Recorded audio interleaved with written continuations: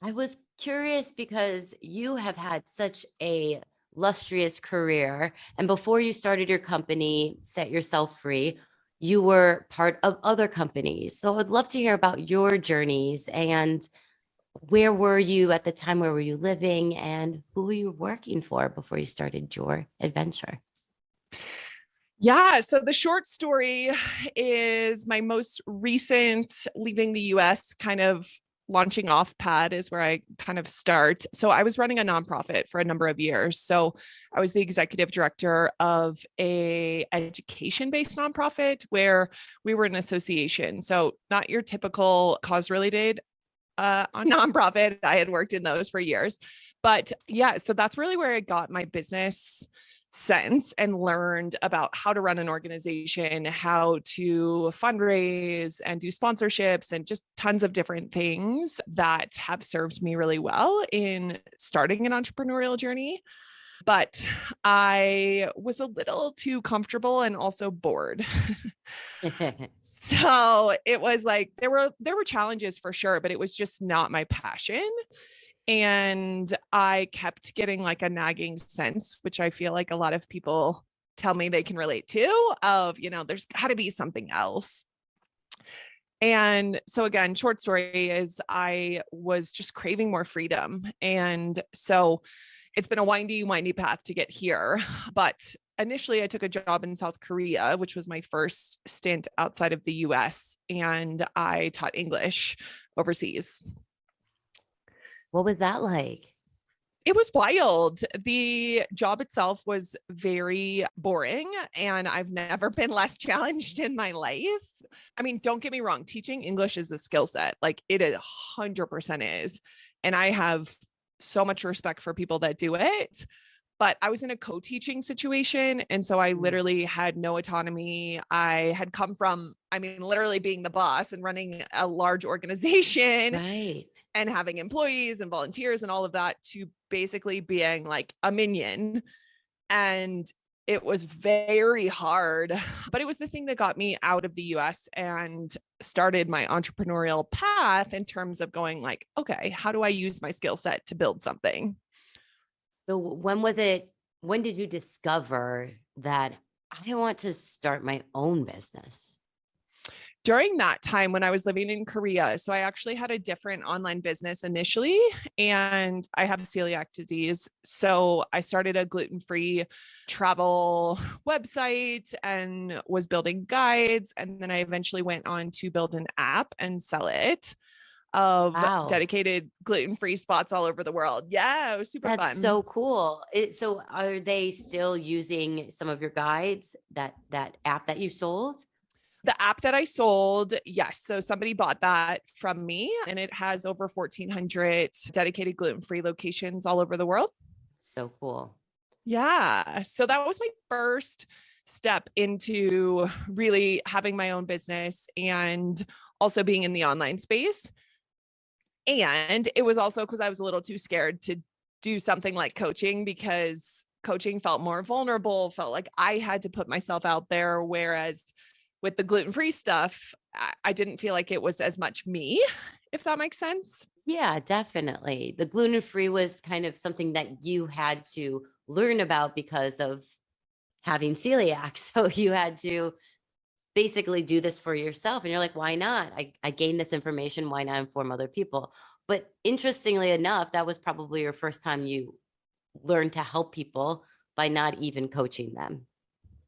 Yeah. So it's interesting because I've always had a heart to help people. Like I'm a former therapist. I have my master's in counseling and have just always had this deep drive and desire to help people. But when it came to the online space and like putting myself out there and all the stuff that comes up with visibility and everything online, it was too much for me initially to even put myself out there.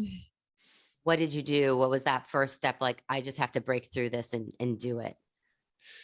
Finally, it was hiring a coach because I kept trying kind of on my own, but I would, like put myself out there, but then not get sales, and I would feel frustrated. And it was really working with a coach and working through my own stuff of like, why do I fear visibility? Kind of what's going on. And as our mentors teach us, and it's just so true. And I feel like I've really done this internal work around, if you have a message, it's your responsibility to show up, because it's not about you. It's about the other person that you can help in putting your message and the things out there. But so many of us get caught in that trap of thinking, what are they going to think about me? What if they reject me? All of those things. Yeah. And it's incredible how so many people let their fear determine what they're going to actually do with their business. So the fact that you actually took it upon yourself of like, I'm going to invest in myself and I'm going to go into that fear with a lot of courage and say, I'm going to conquer it. What did that feel like after that first time you stepped onto Instagram or any platform and said, this is me? I would say it was probably not the first time. It maybe was like the 11th time or the 17th time, or, like as I built that consistency, but it was first doing a lot of that internal reworking of my stories and looking at all my fears and deciding that they didn't have to be true. And then really getting so locked in and focused on who I was here to serve. And like, that's a lot of the work I do with my clients, is like, it's so easy to make it about ourselves or to make it about other people that are never, ever going to care about your message, like Sally from high school or whatever, that we fear, versus retraining my thinking of, I'm here for the people that do want my work, and I'm going to focus on those people that I can serve. And so a lot of it was that internal stuff, and then getting more and more confident as I showed up on video or as I showed up on a podcast, or, all of that stuff got easier, but it took a lot of practice. Now, sales tends to stress people out. And I know as you're getting into any sort of coaching program with someone, that's something that they try and get you to be less fearful of. Something that I've noticed you recommend on your website is mindset journaling to kind of get you to reach to your goals or to that next level. What is one of your favorite prompts to use for yourself and why? When it comes to sales? Yeah, when it comes to sales. Yeah. So one of my favorite thoughts, and then like digging deeper, and I can form a question around it, but is like really coming from this place that sales is service. And so that mantra, as like cliche as it can be, the truth is like, we all know that's actually true, because everything's available for free, right? Like, information is no longer the problem because we have access to Google and YouTube and everything at our fingertips. Right. And so it's really looking at like, what's underneath that. Am I afraid, like one of my favorite prompts, even though it directly doesn't seem like it answers your question, but is, what am I afraid of if I have more than enough, or if I have more than other people? Because usually there you will get something of like, what's going on that I'm holding myself back from putting out more offers, or, being that quote unquote salesy person that everyone's afraid of being. But I also remind clients, if you're questioning that, you're not going to be that person, because you're asking yourself that, right? Like, you're concerned you're going to come across that way, then you're not going to be. Right. So true. Now, how did you come up with your company name, Set Yourself Free?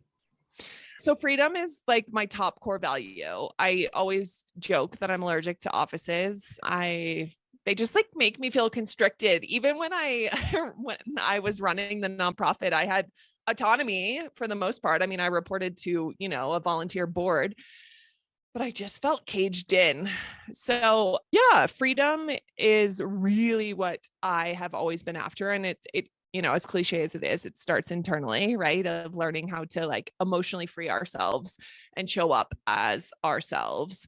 And so, it's funny. I think there was a different name, maybe like free something else, and it wasn't available when I went to file my LLC. So I came up with set yourself free because I also believe that's the empowered approach, that like you have the tools within you and no one outside of you like has the magic pill.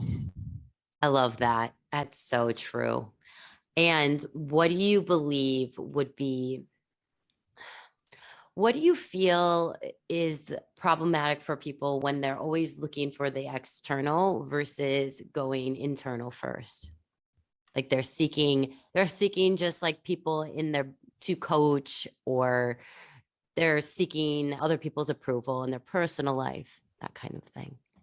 Well, I think it just sets us up for feeling pretty bad, to be honest. One of the things I've really learned the hard way, because I am a very like driven achiever person. I love goals. But if we're so focused on the end, we're not enjoying the process. And it's hard to get into that place of reminding ourselves to enjoy.